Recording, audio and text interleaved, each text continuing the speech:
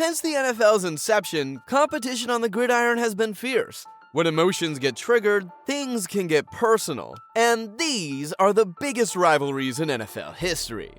Let's get things started with a short but intense rivalry between a couple of NFC West contenders, the San Francisco 49ers and the Seattle Seahawks. The rivalry truly began in 2011 when both teams made coaching changes. The 49ers signed Jim Harbaugh from Stanford University, and the Seahawks signed in-state rival coach Pete Carroll. Jim Harbaugh drafted a mobile quarterback in the second round of the draft named Colin Kaepernick, and Carroll followed by drafting Russell Wilson one season later. At first, the 49ers seemed to have the stronger group as they went to the Super Bowl in Harbaugh's first year as head coach before losing to the Ravens. But the Seahawks began to emerge as a powerhouse.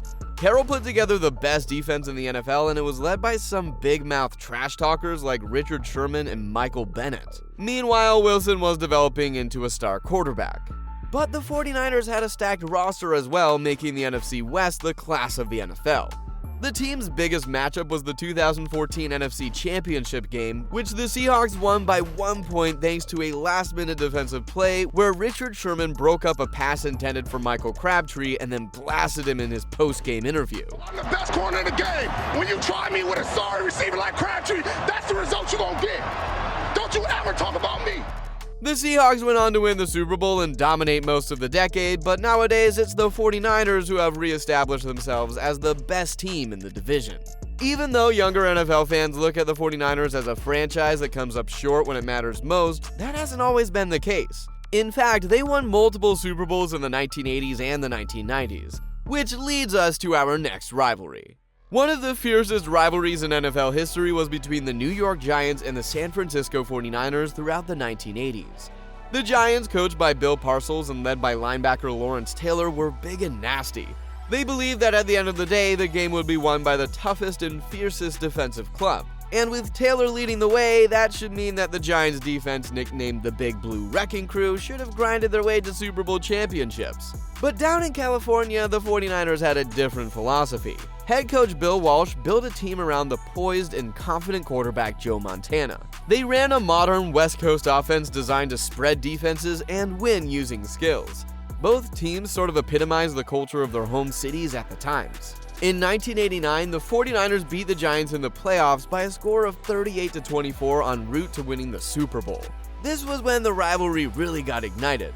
Then in 1984, the two powerhouses met up in the playoffs again, which resulted in a similar outcome. The 49ers came out on top and capped off the playoffs with their second Super Bowl of the decade. The loss fueled hate into the hearts of the Giants, who came into their 1985 playoff matchup out for blood like an angry pack of hyenas. They finally got the best of the 49ers despite San Fran potentially resorting to some illegal tactics. The 49ers were known to script out every play of their opening drive, so they didn't really need access to their headsets. And lo and behold, their headsets weren't functioning to start the game. By NFL rules, this meant that the Giants would need to turn their headsets off as well to neutralize the advantage. Bill Parcells claimed that Walsh sabotaged his own team's headsets, knowing that it would give their offense the advantage on the first drive. Still, the Giants held the 49ers to only 3 points as the Giants won the game 17-3. After the game, Bill Parcells famously taunted the 49ers by asking the media, "How do you like the West Coast offense now?"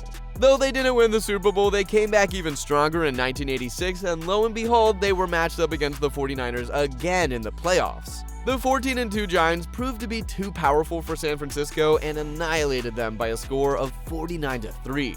Then they capped off the playoffs with a Lombardi championship of their own. However, in the late 80s, the tides turned again. Joe Montana and his 49ers crew won consecutive Super Bowls to cap off the 80s. And in 1990, they were eager to become the first ever NFL team to three-peat. But guess who they faced in the NFC Championship game?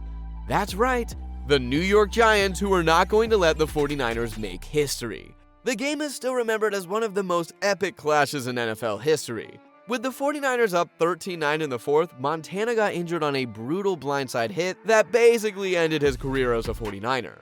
And with the 49ers trying to run out the clock in the dying minutes, the Giants forced a critical fumble that their leader Lawrence Taylor recovered. The game was finalized with a game-winning field goal for the Giants from 42 yards out that propelled them to the Super Bowl, where they would reign supreme over the Bills. The Big Blue Wrecking Crew ran out of gas after their second Lombardi trophy, and Montana was forced out for an entire season thanks to the hit he took in the NFC Championship game. These factors ended the decade-long rivalry between the two franchises, with the 49ers edging the Giants in Super Bowl titles by a score of 4-2, but New York did walk away with the last laugh. Do these nasty rivalries get you as fired up as they get me? If they do, let me know by hitting that like button and subscribing to DropKick, because I am going for GOAT status, like this next rivalry. I've talked a lot about Joe Montana already, but the truth is that he had some serious help in the form of Jerry Rice. You just need to quickly glance at the NFL record books to realize that this guy is a football god. He really was like the NFL's version of Superman when he played, but his kryptonite was a trash-talking, fast-as-hell cornerback named Deion Sanders, another all-time legend. The rivalry began when Rice was playing for the 49ers and Deion Sanders was drafted by the Falcons, who played in the 49ers division. Rice was well respected by his peers in the league, but if primetime respected him, he sure didn't show it. The dude made it his mission to make his life miserable every time they matched up. The hate between these guys was intense. Well, that was until the 1994 season when Sanders signed in San Francisco to become Jerry Rice's teammate. Without the responsibility of covering Rice twice a year, Primetime managed to win the Defensive Player of the Year award. On top of that, the 49ers won the Super Bowl. However, the rivalry was reignited when Deion left the 49ers and signed with the Dallas Cowboys the following offseason, where he won his second straight Lombardi trophy. The truth is that the Dallas Cowboys have always been hated, and that doesn't have much to do with Deion Sanders. They remain one of the most hated franchises in the league today. But no one hates the Cowboys as much as the Washington Commanders. And believe it or not, the rivalry between the two teams dates back further than the Cowboys' existence. In 1958, Texas oil tycoon Clint Murchison Jr. was eager to bring an NFL team to Dallas. One avenue he explored was purchasing the Redskins' former owner, George Preston Marshall. It seemed like they came to a fair agreement, but Marshall backed out at the last minute. Murchison was pissed off, so out of spite, he bought the rights to the Redskins' famous fight song Hail to the Redskins in order to basically blackmail Marshall. 2 years later, Murchison decided to build his own team through expansion. He just needed the approval of the other owners in the league. And guess which one wouldn't approve? Yup, Redskins owner George Preston Marshall, who claimed that a team in Texas would encroach on his fan base.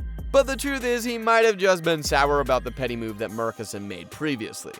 Cause after giving Marshall the rights to the Redskins fight song, Marshall gave his approval and the Dallas Cowboys franchise was officially born. Since then, the Cowboys and Redskins, now known as the Commanders, have both had some successful seasons. The Cowboys have 5 Super Bowls to date, while the Commanders have 3. However, neither team has managed to win a Super Bowl in close to 30 years, dating back to 1996. Though the Cowboys have ousted the Commanders in the vast majority of their regular season matchups, Washington has actually beaten the Cowboys in both their playoff matches, including the 1982 NFC Championship game.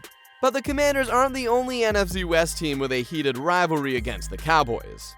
The Eagles have an equal distaste for the boys in blue, and in recent years this rivalry has had a little more smoke since the Cowboys and Eagles have 2 of the most talented rosters in the NFL. But the rivalry might have been the hottest in the late 80s and 1990s. In 1989, Cowboys coach Jimmy Johnson accused the Eagles of paying their players bounties if they could injure Cowboys starting quarterback Troy Aikman.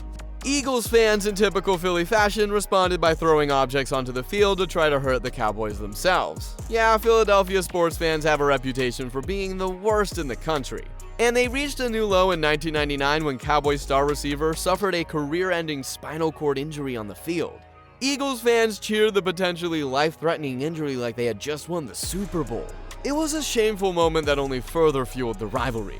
Though the Eagles have had more recent success, making it to 2 recent Super Bowls, the Cowboys still have a winning record head-to-head against the Eagles both in regular season and the playoffs. The NFC East sure can get fiery, and the Cowboys aren't always involved. Not many players have gotten as much press throughout their careers as Odell Beckham Jr. The dude entered the league and immediately became a cultural icon thanks to his impressive play for the New York Giants. Not everyone liked Odell, but I don't think anyone hated him as much as cornerback Josh Norman. And the feelings were mutual. The rivalry between Beckham and Norman began when Norman was playing for the Panthers. During a game in 2015, both players got so caught up in the one-on-one battle that neither of them could be stopped by their teammates or coaching staff. It seemed like after every single play, the pair were going at it with extracurricular shenanigans. Eventually, it was Odell that took things too far by launching himself like a missile into Josh Norman's helmet in an attempt to injure him. After the game, Odell was suspended and Norman got fined for his antics as well. But the rivalry didn't stop there. Norman was traded to Washington where he would match up against OBJ twice per season, and the hatred continued to persist. Odell told the media that Norman should be thanking him because if it weren't for him, no one would know who Josh Norman was. Norman, on the other hand, told the media that Beckham is overrated because of a three-finger catch he made when he was a rookie. Unlike some other rivalries, these guys didn't share a mutual respect for one another off the field, just pure disdain. Some of these modern rivalries have gotten plenty of attention, but we can't talk about NFL rivalries without talking about the deep-rooted hatred that the Green Bay Packers and Chicago Bears share for one another. First off, Chicago is about a 30-minute drive from Wisconsin, and something about the combination of beer, freezing temperatures, and football crazy fans makes both Soldier Field and Lambeau Stadium two of the most historical and hostile environments the game has to offer. The two teams have been competing against each other since 1921 and co-dominated the pre-Super Bowl era by winning a combined 19 NFL championships. Since the Super Bowl era has begun, the Packers have had a lot more success, especially in recent decades. The Bears did win one in 1986, led by Mike Ditka's hard-nosed defense. But in 1989, Ditka lost his mind when a last-second play call was reversed, giving the Packers a one-point victory. Ditka demanded the newspapers add an asterisk beside the results of the game. Still, despite not winning as many titles, the Bears held a firm grip on the team's historical head-to-head matches. However, once the Packers drafted Brett Favre, the Packers began stacking wins on the Bears like pancakes on Sunday morning. Then, once they handed the reins to Aaron Rodgers, the rivalry became even more lopsided. In 2017, the Packers surpassed the Bears on all-time head-to-head wins, and they haven't looked back. Nowadays, the Packers remain a respected force in the NFL, while the Bears are struggling to find a new identity and a winning culture. While the Packers have won Super Bowls on the backs of some iconic quarterbacks, up next we have a pair of teams with two of the best defenses ever. And their rivalry defined an era of football's history. I'm talking about the Steelers and Raiders. Nowadays, both teams feel more hate towards other divisional foes, but in the 1970s, these guys had to battle it out in the playoffs for supremacy. The rivalry began in 1972 when Terry Bradshaw threw a pass in a playoff game that was deflected and then caught by Franco Harris to win the game. The historical play is forever remembered as the Immaculate Reception, and it fueled hate in the hearts of both teams. The Immaculate Reception was just the beginning, though. The Steelers and Raiders went on to compete in 5 consecutive playoffs, a record that still holds true today. And for close to a decade, whichever of these two teams managed to come out of the AFC would win the Super Bowl. The Steelers won the trophy in the years 1975, 76, 79, and 1980, while the Raiders interrupted with Super Bowls of their own in the years 1977, 81, and 84. It's been decades since the Raiders were a contender, but that's not the case for the Steelers. In fact, they remain one of the most hated teams in the NFL today. But no rivalry was hotter than the one they shared with the Baltimore Ravens. When it comes to the AFC North, all the teams hate each other's guts. And over the past couple decades, it's likely been the most physical division in all of football. And with no disrespect to the Bengals or Browns, who have at times round themselves within the thick of intensity, it's been the Steelers and Ravens that have competed for supremacy for the vast majority. The Ravens didn't join the NFL until 1996, but they very quickly became a force to be reckoned with. Since then, the Steelers and Ravens have each won 2 Super Bowls, and both teams have been led by historically good defenses. First, the Ravens won in the year 2000, but that was just the beginning. The Ravens' defense, consisting of Ray Lewis, Ed Reed, Terrell Suggs, amongst others, was as nasty as it gets. Some argue that their defense in 2000 was the greatest defense in NFL history, but the Steelers had a stout defense of their own led by players like Troy Polamalu, Lawrence Timmons, James Harrison, Casey Hampton, and plenty of other Pro Bowl talent. Whenever the two clubs met up, the contests were nothing short of bloodbaths. The most famous matchup between the two teams occurred in the AFC Championship game of the 2008 season. In the game, Steelers' Ryan Clark knocked Ravens running back Willis McGahee unconscious on the field with a devastating hit. And eventually, Troy Polamalu sealed the deal with a pick-6 in the fourth quarter. After beating the Ravens, the Steelers would go on to win the Super Bowl that season. Since the Ravens' inception, both teams have won 2 Super Bowls, but the Steelers have dominated the rivalry in every other facet. Pittsburgh has the better head-to-head record, both in regular season and in playoffs, as well as a 12-7 edge in division titles. The Ravens and the Steelers both would have probably won even more Super Bowl titles if it weren't for the men in the final rivalry of the video. Last but certainly not least, I must mention the legendary rivalry between quarterbacks Tom Brady and Peyton Manning. The two legends clashed numerous times from 2001 to 2015. Their rivalry has been compared to some of the greatest rivalries in sports history, including Ali and Frazier, Bird and Magic, and Cristiano Ronaldo and Lionel Messi. When they were in the league, both Brady and Manning were aiming to become the greatest quarterback in league history. Between them, they shattered numerous records. When Manning retired, he was the all-time leader in both passing yards and passing touchdowns. However, since then, Brady has passed him and is the current leader in both categories. But Manning still holds the record for most passing yards and passing touchdowns in a single season, both of which he set with the Broncos in 2013. Most people would say that at the end of the day, Tom Brady won this rivalry because of his 7 Super Bowl titles and 5 Super Bowl MVPs. He also had a winning head-to-head regular season record against Manning. But to Manning's credit, he holds a 3-2 edge in playoff matches against Brady, including wins in both AFC Championship games they played against each other. And Manning won 5 league MVP awards in his career compared to Brady's 2. When it's all said and done, we probably have to give the edge to Brady just based on his longevity and the amount of Super Bowls he won in his career, but the reality is that these are 2 of the all-time greats that defined an era of football. To this day, Tom Brady and Peyton Manning are the only 2 quarterbacks to start and win Super Bowls for multiple franchises.